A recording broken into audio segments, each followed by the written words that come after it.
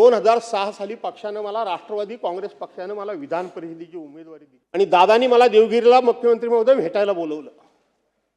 मला वेळ झाला. दादा वरती निघून गेले होते, वरती रूममध्ये. त्यांनी फोन लावला ऑपरेटरने, तुम्हाला किती वाजता बोलावलं होतं, तुम्हाला माहीत आहे त्यांची बोलण्याची पद्धत. म्हटलं दादा उशीर झाला. बरोबर ठीक आहे, ती तुम्हाला काय वस्तू ठेवली ती घेऊन जा.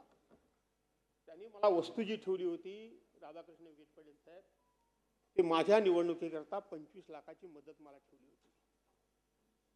मी 1974 सालापासून व्यवसायात आहे. इतके वेळा आमदार झालो, पण 25 लाख रुपये आयुष्यात एकत्र कधीच बघितले नव्हते. एकत्र 25 लाख माझ्या आयुष्यामध्ये मी पहिल्यांदा त्या दिवशी बघितले. आणि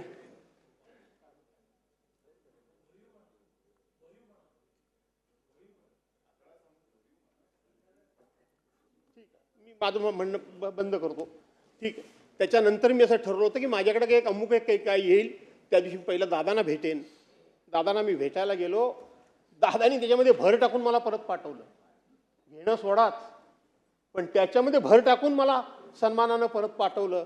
असा हा नेता, आज हा नेता आपल्या सर्वांच्या मधून निघून गेला. शेवटी जो आवडे सर्वांना तोची आवडे देवाला, असं जे म्हणतात